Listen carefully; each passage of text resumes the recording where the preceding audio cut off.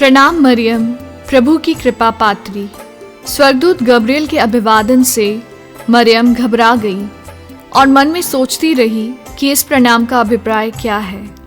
क्रिस्त में प्रिय मित्रों, इस आगमन काल में हमारे मनन चिंतन का एक विषय मरियम के कृपापूर्ण जीवन है। जब स्वर्गदूत गब्रियल मरियम को कृपा से परिपूर्ण कहकर अभिवादन किया तो मरियम पूर्ण रूप से घबरा जाती है। मरियम को अपने माता पिता बचपन से ही एक पूर्ण धार्मिक और आध्यात्मिक जीवन की ओर अग्रसर करते थे। यद्यपि मरियम अपने बाल्य अवस्था में ही अपने माता पिता को खो चुकी थी, फिर भी मरियम ईश्वर के प्रति अपनी श्रद्धा और भक्ति अखंड रखती थी।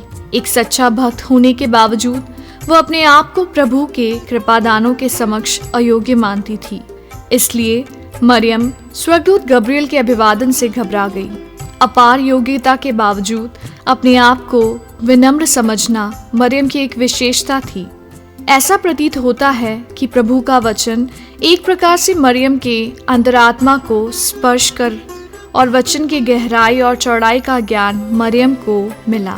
इसलिए मरियम घबरा गई।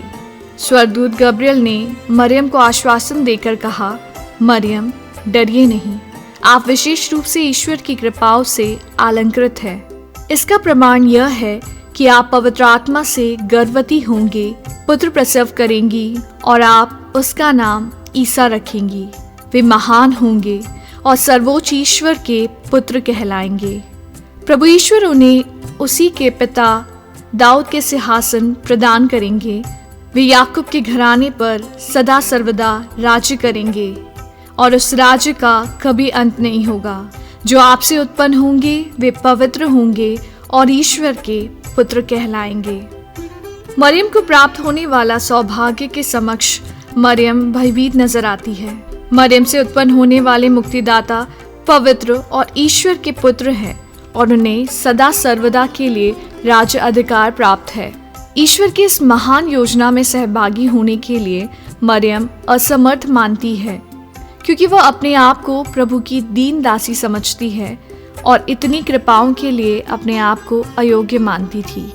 इस आगमन काल में मरियम का मनोभाव हमारे लिए अनुकरणीय है।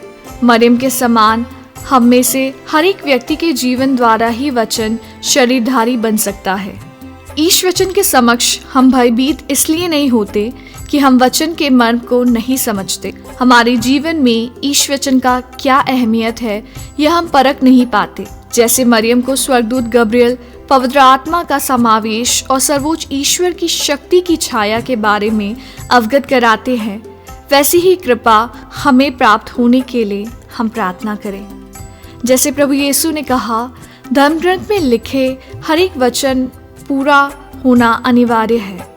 आज प्रभु के इन वचनों को जीवन बनाने के लिए हम सब पूर्ण रूप से आमंत्रित हैं। कुंवारी मरियम के समान हम भी अपने जीवन में वचन को शरीरधारी बनने के लिए प्रार्थना करें और स्वर्गदूत के संदेश के लिए लालायत रहें। हमारे जीवन की हर एक परिस्थिति में, चाहे वह अनुकूल हो या प्रतिकूल, हम पवित्र आत्मा के अभिषेक के लिए और ईश्वर की कृपा से पूर्ण होने के लिए प्रार्थना करें, ताकि हम भी ईश्वर की योजना के सहभागी बने।